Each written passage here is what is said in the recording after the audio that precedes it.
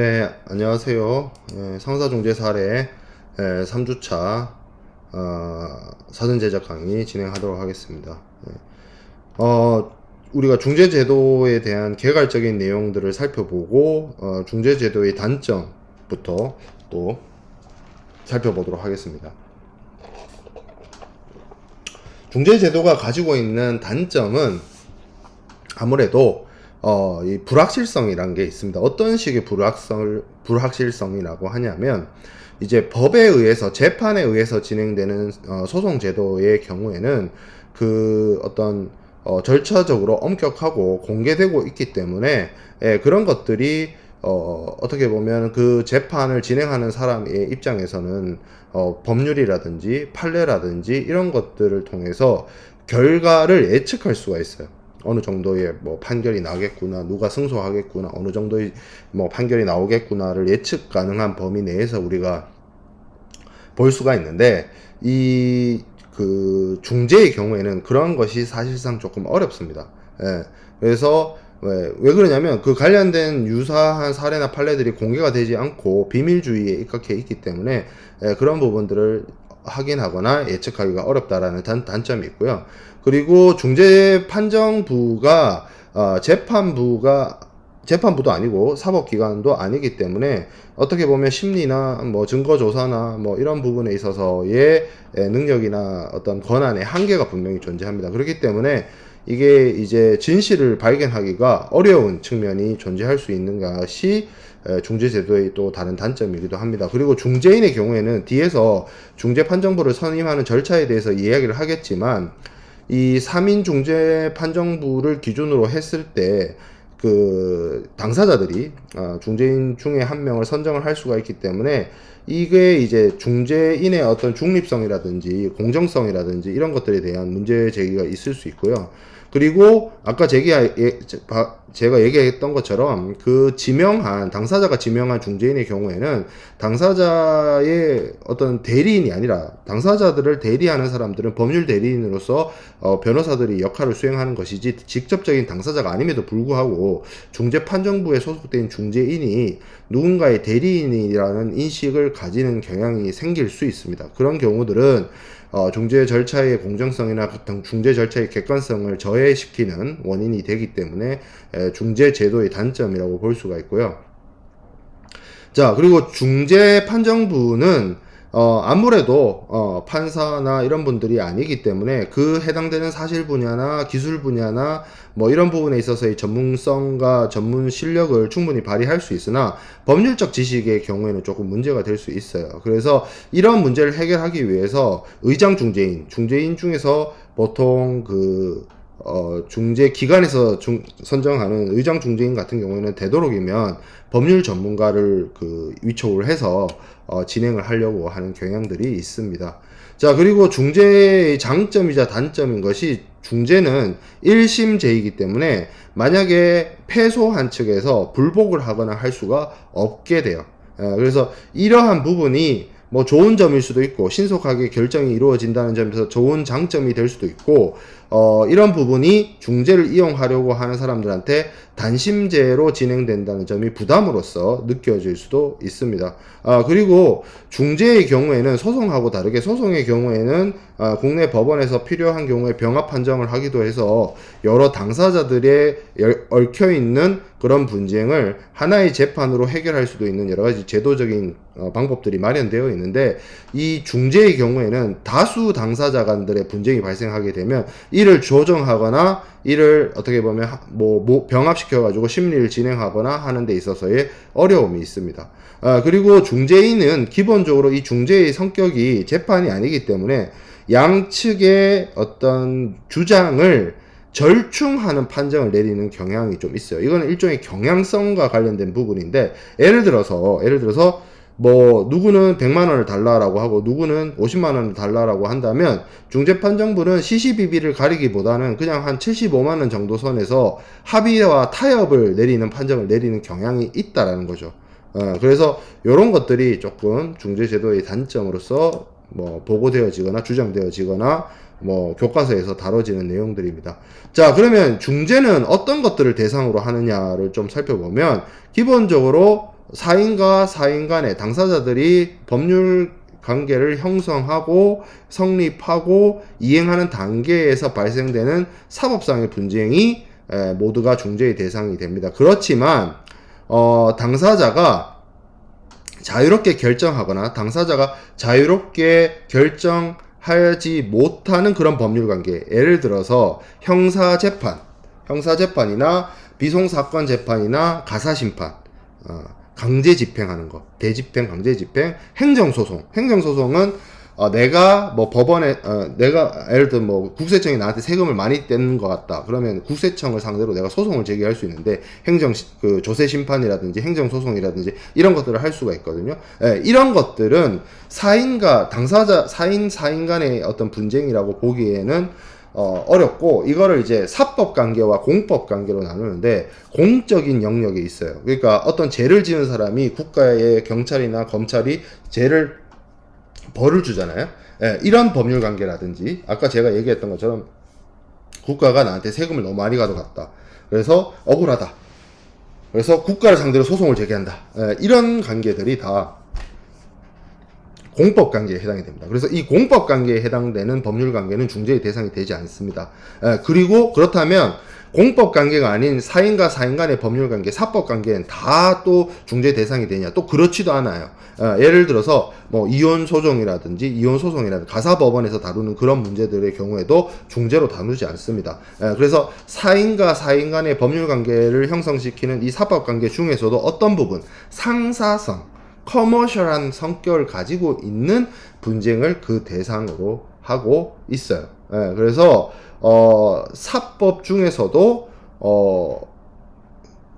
상사중재라는 표현을 쓰는 것 중에 하나가 커머셜한 사인과 사인 간의 법률 관계의 분쟁을 다룬다라고 얘기를 하고 있는데, 물론 한국의 중재법에서는 뭐 상사중재의 범위를 넓혀놓고 있지만 기본적으로 이 중재의 가장 중요한 모델법이라고 할 수 있는 운시트랄 모델법에서는 뭐 상품의 매매라든지 용역의 매매라든지 교환 공급이라든지, 여기 지금 마지막 동그라미에 나와 있는 이러한 사인과 사인 간의 어떤 경제성과 상업성을 가지고 있는 거래들이 상사 중재의 대상이 된다라고 보는 입장입니다. 자, 그러면 이 사인과 사인 간의 상거래 성격을 갖고 있는 거래에 있어서 분쟁이 발생했고, 그러한 분쟁에 대해서 중재를 진행을 한다라고 하면 중재는 어떤 요건을 갖추어야 되느냐라고 하면 당연히 첫 번째로 당사자들이 있어야 됩니다. 분쟁의 당사자들이 있어야 그들이 어떤 권리와 의무의 주체로서 행동을 할 것이고, 거기에 따라서 뭐 문제를 제기를 하거나 책임을 지거나 그런 하는 것들이 있겠죠. 그리고 중재를 하려고 하는 그 당사자들은 이 당사자 적격으로서 결격 사유가 없어야 됩니다. 예를 들어서 뭐 이해관계인이 아니다. 예를 들어서 어떤 분쟁이 발생했는데 그 분쟁의 당사자가 이해관계자가 아니에요. 그 사건에 대해서 어떻게 처리되더라도 그 사람이 이득을 취하지 못하거나 이득이 없어요. 뭐 그러면 그 사람이 실익이 없기 때문에 중재 재판을 할 이유, 중재 절차를 진행할 이유가 없는 거죠. 그래서 당사자가 있어야 되고 그 당사자가 자격이 있어야 되는 겁니다. 그리고 분쟁이 실질적으로 현실적으로 존재해야 돼요. 분쟁이 없는데 어떻게 상사중재를 하겠습니까? 그리고 서면성으로 우리가 여러분들 무역계약 할 때 비효식성 하면서 무역계약 체결이나 무역계약 성립이나 이런 거 할 때 꼭 서면으로 하지 않아도 된다라는 얘기들을 상무론이나 무역계약론 수업 시간에 많이 들었을 텐데, 이 상사중재는 반드시 요식행위가 필요합니다. 그 요식행위가 뭐냐면 중재 합의나 중재 조항이 서면으로 존재해야 돼요. 그게 중요해요. 그리고 중재는 일단 사인과 사인 간의 상거래와 관련된 문제이기 때문에 뭐 재산권, 그리고 여기서 말하는 재산권은 소유권도 될 수 있고 수익권도 될 수 있고 담보권도 될 수가 있죠. 아니면 지식재산권이 될 수도 있고 뭐 여러 가지가 될 수 있습니다. 이런 재산권상의 분쟁이거나 아니면 뭐 비재산권이라 할지라도 당사자가 하해에 의해서 해결될 수 있는 비재산권의 분쟁을 대상으로 해야 됩니다. 왜 그러냐면 이게 쉽게 말해서 뭔가 보상을 해줄 때 얼마를 얼마를 배상해라, 얼마를 보상해라, 이런 결정이 내려지기 때문에 중재에서는 누구를 감옥에 뭐 징역형 3년 이런 식으로 결정이 내려지지 않아요. 왜냐하면 상사중재는 형사재판이 아니에요. 예, 그래서 보통 상사중재의 판결문이나 판정문은 누가 누구한테 얼마의 손해배상을 해라, 뭐 누구가 누구한테 뭐 계약 이행을 이렇게 해라, 이런 식의 판정문이 나갑니다. 그래서 재산권과 관련된 분쟁일 수밖에 없어요, 상사중재는. 그리고 이 당사자들이 신청한 이 분쟁을 해결하기 위해서 중재기관이 이 중재기관이 직접 중재를 하는 것이 아니고 판정자로서 중재인을 선정을 하고 중재판정부를 구성을 해서 중재 절차가 진행이 됩니다. 자, 그럼 중재의 그 종류를 한번 볼게요. 상사 중재와 비상사 중재가 있는데, 이게 우리가 교과목 이름이 상사 중재잖아요. 그래서 상사 중재가 기본적으로 우리가 이 수업 시간에 다루고자 하는 그 중재입니다. 그래서 사인과 사인 간의 그 상거래에서 이루어지는 여러 분쟁들이 이제 상사 중재가 될 것이고, 이 상거래의 성격에 대해서는 뭐 법률적으로 여러 가지 입법에 의해서 조금 뭐 여러 가지 차이점은 있을 수 있는데, 이 제네바 의정서에 좀 살펴보면 상사적 문제, commercial matter, 이거를 중재에 의해서 해결 가능한 모든 분쟁에서 그리고 그 계약에서 벌써 발생한 분쟁이다. 상사적 문제가 commercial matter, 이거를 해결하는 거다. 중재는 이렇게 바라보고 있어요. 그리고 제가 외국 중재 판정의 승인과 집행과 관련된 뉴욕협약 얘기도 했었는데, 뉴욕협약에서도 그렇게 이야기를 하고 있습니다. 그래서 뭐 비상사 중재의 경우에는 아무래도 상거래가 아닌 그런 거래 대상, 그러니까 그런 분쟁을 이제 중재하는 걸 비상사 중재라고 하는데, 사실 비상사 중재는 뭐 구분을 위한 구분이라고 생각하면 돼요. 비상사 중재를 하는데 이게 상사성이 없다? 사실 잘 일어나기가 어렵고 드뭅니다. 물론 몇 가지 뭐 아주 제한적으로 있을 수는 있겠습니다만. 자, 그 다음에 국내 중재와 국제 중재. 이거는 느낌이 팍 오죠. 한 국가 내에서 소송 대신 이루어지는 그러한 것을 국내 중재. 당사자 중에 한 명이 외국에 있거나 뭐 이렇게 해서 국제성을 가지고 있는 경우에 국제 중재, 이렇게 얘기를 하는데, ICC 중재 규칙에서는 만약에 양 당사자가 동일한 국민, 그러니까 예를 들어 이런 거예요. 한국 사람하고 한국 사람이 분쟁이 발생을 했어요. 그러면 기본적으로 상식적으로 생각해보면 한국 사람하고 한국 사람이 상거래를 하는데 한국 내에서 분쟁이 발생했다라고 하면 그것이 국내 중재라고 생각을 할 수 있는데, ICC 중재 규칙은 구별의 기준을 어떤 국경선이나 그 사람의 국적이 아니라 뭐라고 얘기하고 있냐면, 분쟁 그 자체가 국제적인 성격이 있으면 ICC의 그 국제중재재판 관할의 대상이라고 보고 있습니다.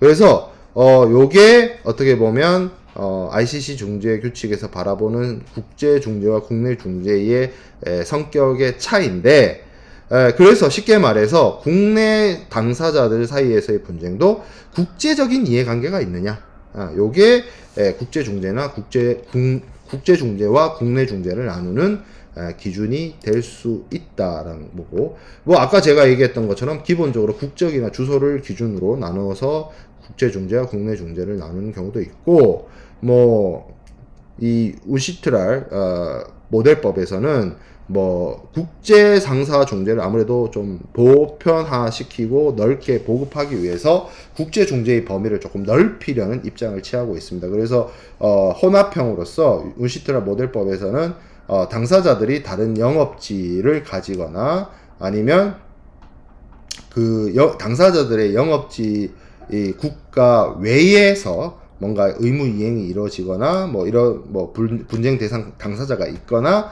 아니면 명백하게 당사자들이 계약을 체결할 때 이거에 한 국가 이상의 국제성을 띈다고 합의한 그런 경우는 국제중재로 본다라는 입장을 취하고 있어요. 아무래도 국내 중재보다 국제중재가 그 상사 중재를 하고자 하는 사람들이 봤을 때 조금 더 확산시키고자 보편화시키고자 하는 노력을 기울이다 보니까 그 범위를 넓히고 있는데, 한국의 경우에는 영토 기준입니다. 한국에서는 한국의 대한상사중재원의 국제중재 규칙에서는 영토를 기준으로 국제성과 국내성을 나뉘고 있어요.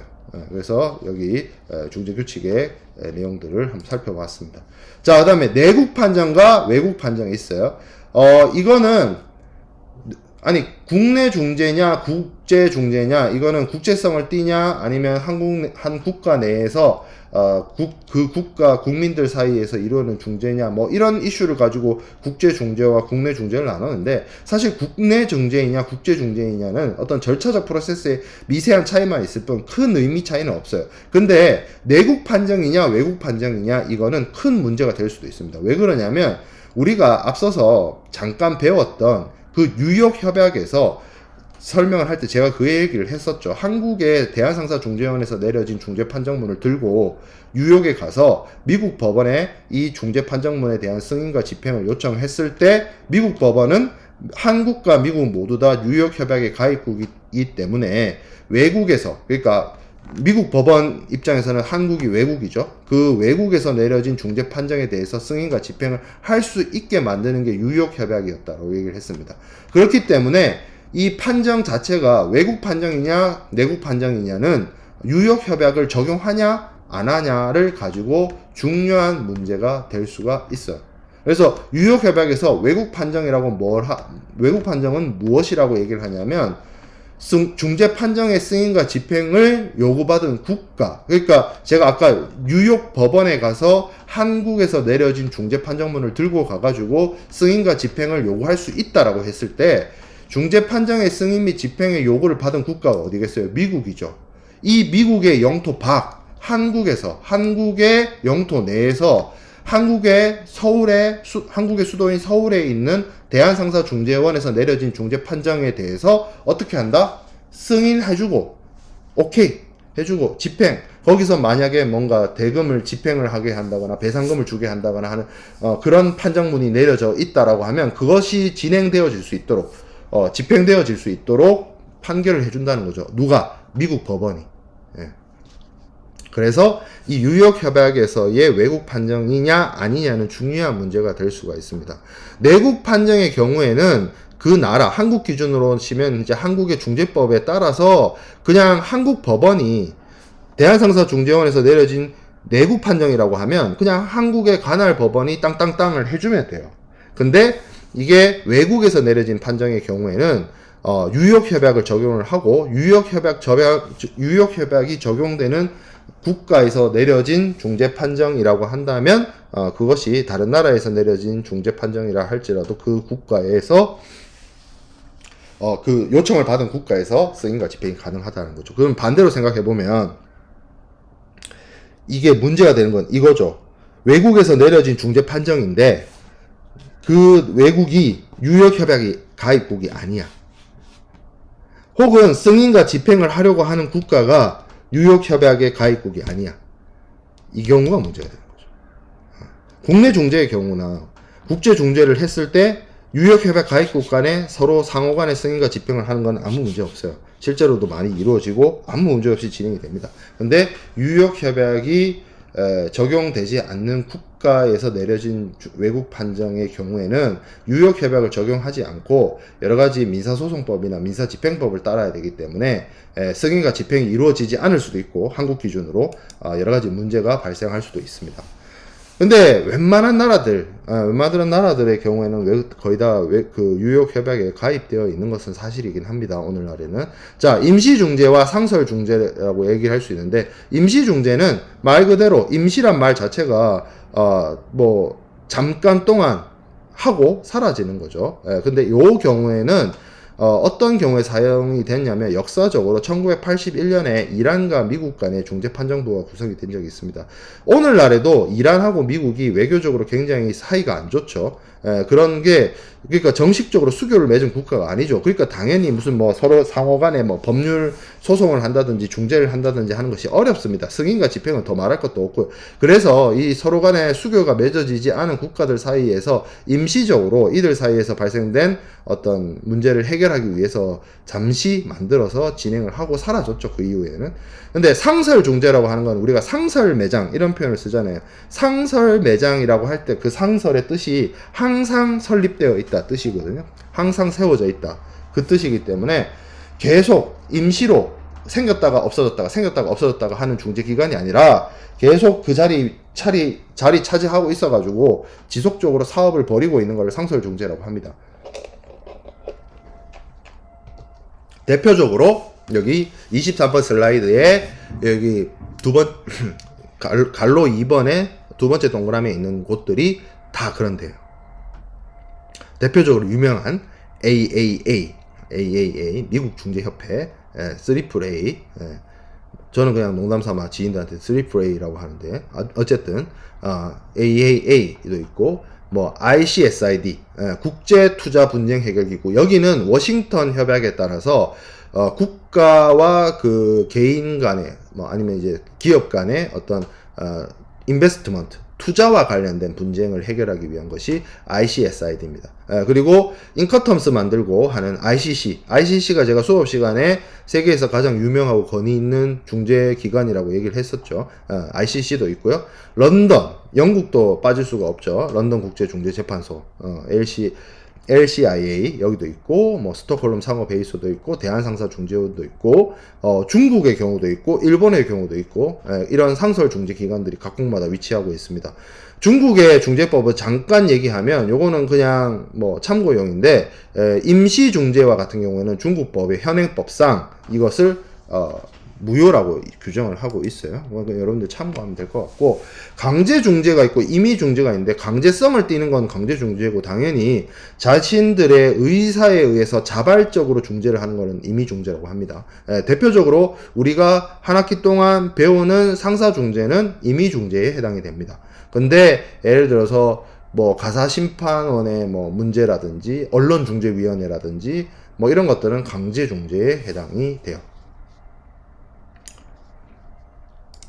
자, 그러면 이 국가별 중재 규범, 그 다음에 국가별 중재 제도 이런 것들 좀 살펴볼 텐데 중재 관련 일단 국제협약부터 좀 대략적으로 살펴봅시다. 가장 대표적으로 처음 시작된 상사중재와 관련된 국제협약은 1923년에 제네바 의정서가 시작입니다. 그래서 계약 당사들 간에 서로 다른 국가에 위치하고 있고 분쟁이 발생을 했을 때 이것에 대해서 중재 계약의 유효성을 승인해주는 그런 역할을 하도록 만들어진 것이 제네바 의정서였는데 문제는 이것에서 이 협약에서는 외국에서 내려진 예를 들어서 아까 제가 얘기했던 것처럼 한국에서 내려진 중재 판정을 들고 미국의 법원에 갔을 때에 그것이 원활하게 집행이 되거나 하는 문제에 있어서 진행이 되지 않은 문제가 발생을 했어요. 그래서 외국 중재 판정에 대한 집행이 침묵하는 그런 문제가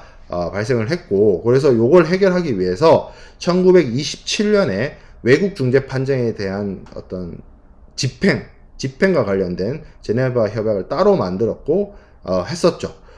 그게 1923년 27년인데 요때가 세계 1차 대전 끝나고 세계 2차 대전 되기 얼마 전이에요. 전간기라고 1차 대전과 2차 대전 사이 기간을 의미를 하는데 이때 만들어졌는데 뭐 상사 중재 이거 본격적으로 해보기도 전에 세계 대전이 발생을 하게 되죠. 그래서 세계 2차 대전이 끝나고 나치 독일과 일본 제국 멸망하고 이제 세계 질서와 세계 경제가 재편이 되죠. 미국 중심으로. 그 다음에 이제 만들어진 게 유나이티드 네이션 UN이 만들어졌고 뉴욕에다가 그리고 이 UN이 주도가 돼서 외국 중재 판정의 승인과 집행에 관한 UN 협약을 만들어내게 됩니다. 그래서 여기서 외국 중재의 승인과 집행 이런 것들을 규정을 했고 이게 오늘날의 유역협약으로 이어져 내려오고 있습니다. 유럽협약이라는 것도 있었어요. 이거는 동서냉전 시대. 여러분들은 태어나기도 훨씬 이전의 이슈이긴 합니다만, 전 세계가 자유진영과 공산진영으로 나뉘어서 서로 경쟁을 하던 냉전 시대 때, 만약에 공산권에 속하는 국가와 자유진영에 속하는 국가 사이에서 거래가 이루어졌을 때 그 발생되는 분쟁, 그거 어떻게 해결할 것이냐, 그거를 논의하기 위한 것이 유럽협약이었고, 아까 제가 ICSID 얘기를 했었는데, 워싱턴 협약은 상거래가 아니라 국내 투자, 인베스트먼트와 관련해서 투자의 문제라든지 자본 회수의 문제라든지 이런 것들을 그 국가와 기업 간에 분쟁이 발생하게 되었을 때 이를 해결하기 위한, 이거는 상사중재하고는 조금 성격이 다른 부분이 뭐냐면, 상사중재는 예를 들어서 매도인과 매수인, 판매자와 구매자 이렇게 분쟁이 붙는 것이라고 볼 수 있다면, 이 투자 관련된 분쟁은 투자를 한 사람, 기업, 투자를 받은 국가와 기업의 어떤 법률적 분쟁이라고 하면 좀 뭔가 기울어진 운동장이라고 할 수 있을 것만큼 불균형이 하죠. 왜냐면 예를 들어서 그 국가를 상대로 투자를 했는데 뭔가 분쟁이 발생해서 소송을 제기한다라고 했을 때 그 국가의 주권이 미치는 재판소에 가서 재판을 해야 되는 문제가 생깁니다. 그러면 기업 입장에서는 불리하죠, 많이. 그래서 이런 어떤 국가와 다른 나라의 기업 간의 어떤 투자 분쟁이나 이런 것들이 발생을 했을 때 해결하기 위한 어떤 조치로서 세계은행의 주도, 월드뱅크에서 주도를 해가지고 국제투자 분쟁 해결기구 ICSID를 만들게 됩니다. 그게 워싱턴 협약입니다. 자, 국제협약도 있고 국제규칙도 있습니다. 우시트럴 유엔 국제무역법위원회가 있죠. 그래서 여기서 이것저것 많이 해요.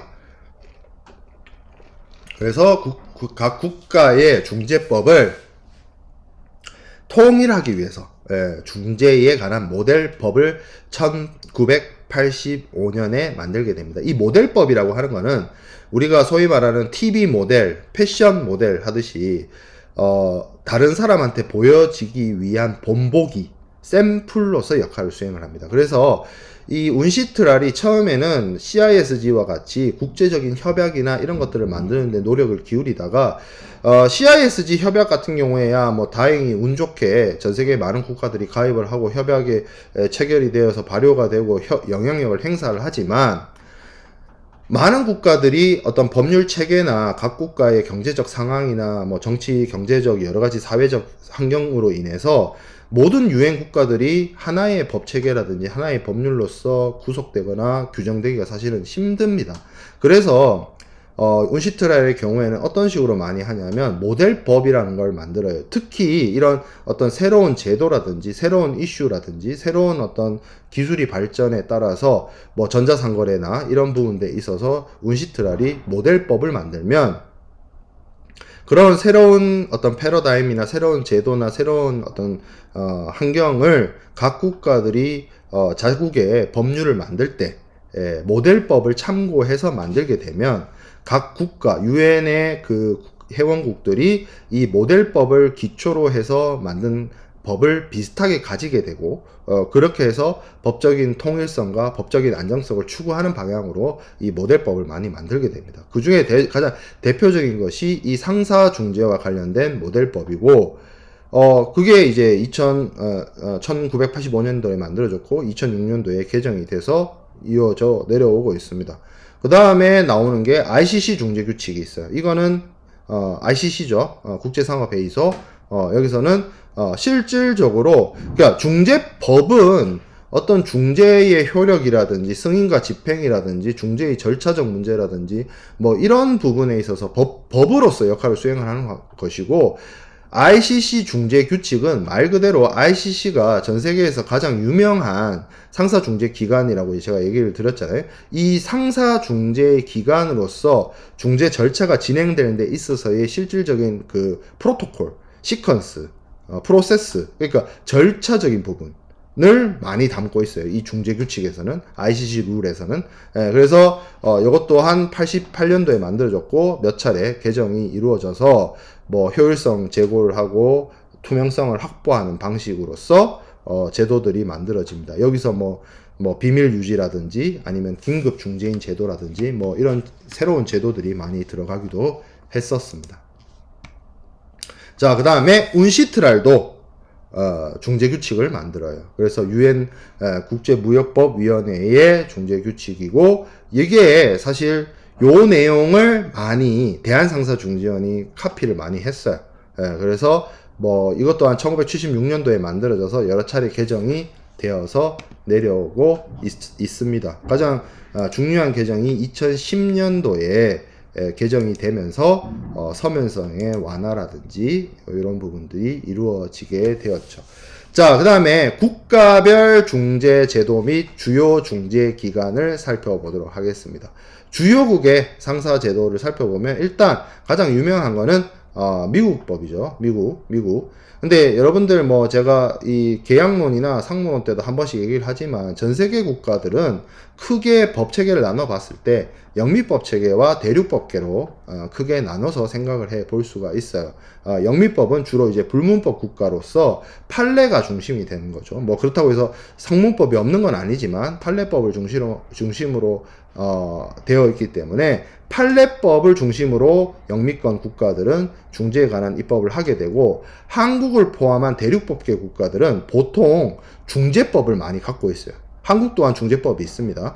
그런 차이를 보고 일단 미국의 중재 제도를 보면, 미국은 일단 국가의 성격이 유나이티드 스테이츠잖아요. US라고 할 때 그 말 자체가 스테이트들의 유나이티드죠. 그래서 연방 정부가 있고 주정부가 있죠. 그래서 연방 중재법이 있고요. 그리고 각 주의 중재법이 있습니다.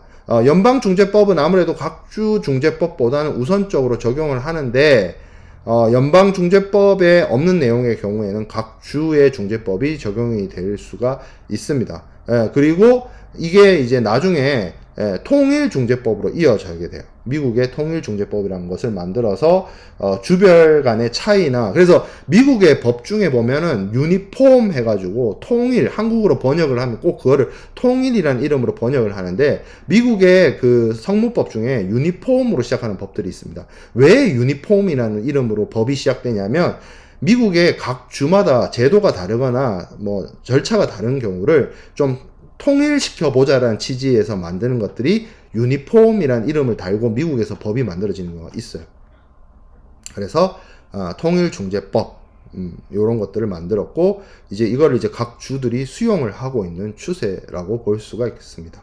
자, 그리고 미국의 상설 중재 기관은 제가 앞에서 얘기했던 AAA, AAA입니다. American Arbitration Association이라고 해서 여기서 미국 중재협회에서 상사 중재를 진행을 하고, 뭐 여러 가지 분쟁 해결, 대체적 분쟁 해결을 하고 있는 그러한 기관이 되겠습니다.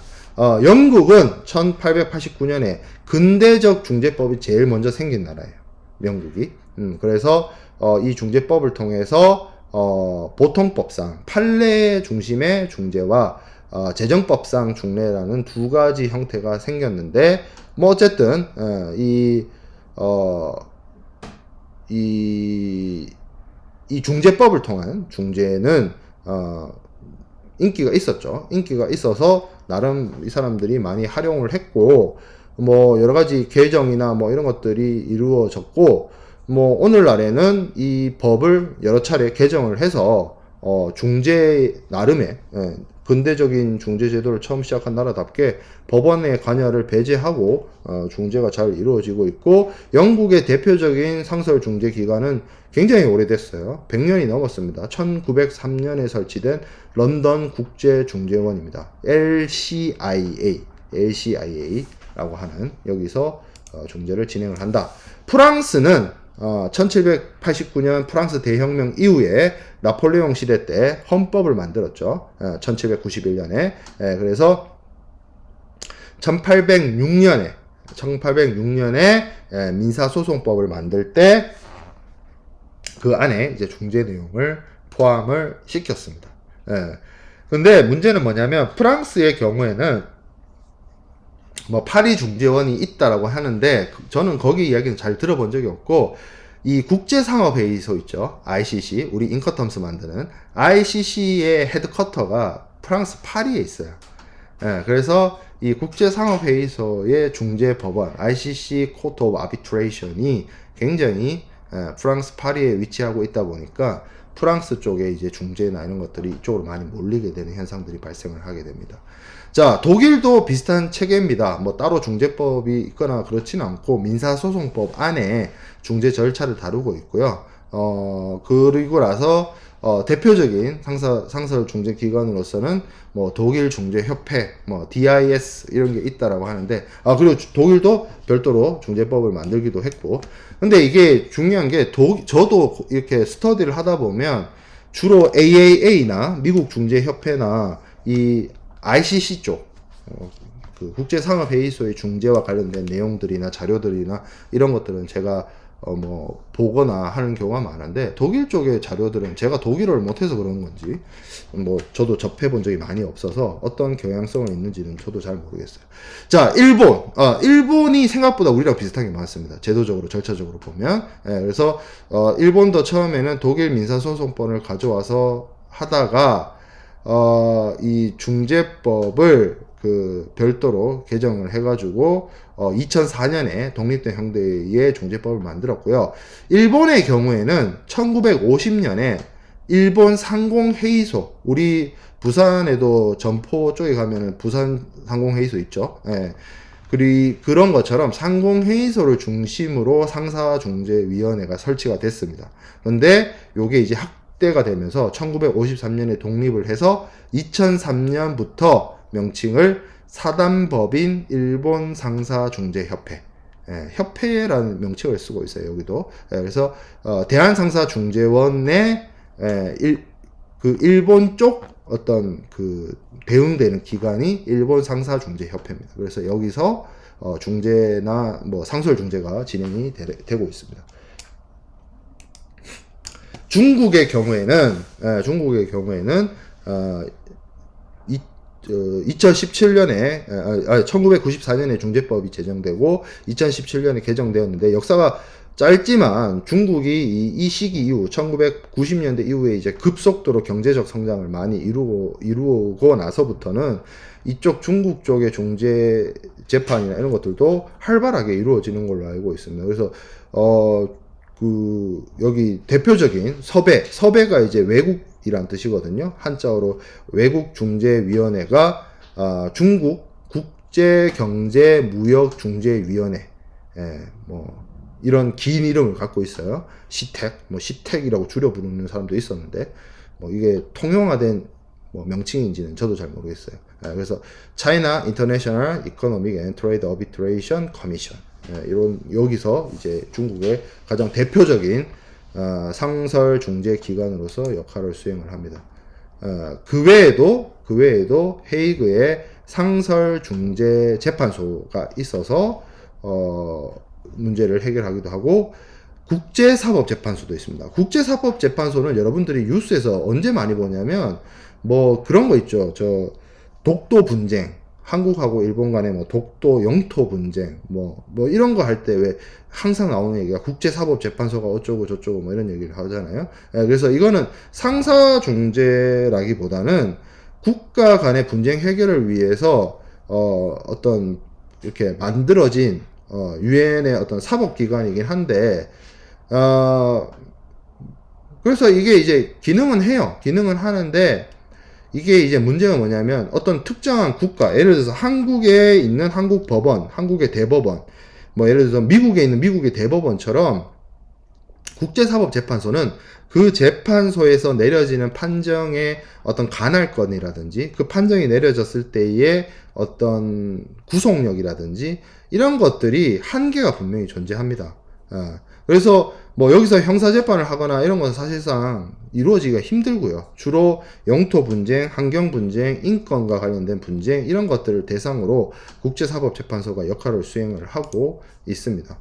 그리고 제가 앞서도 얘기를 계속 강조를 했던 것처럼 국제상업회의소의 ICC가 쉽게 말해서 인터내셔널 챔버 오브 커머스잖아요. 그러니까 이게 상공회의소인데 여기서 우리가 보통 상공이라고 할 때 상은 커머셜이고 공은 인더스트리인데 인더스트리는 빠지고 상업회의소, 국제적인 상업회의소를 뜻하는 명칭으로서 ICC라는 표현이 있죠. 그래서 여기서 이제 상사중재 제도와 관련된 어떤 여러 가지 규범도 만들고 규칙도 만들고 하고 있지만 더 결정적으로는 아주 대표적인 상설 중재 기관을 가지고 있다. 그래서 세계 최대 규모의 국제 중재 기관이다.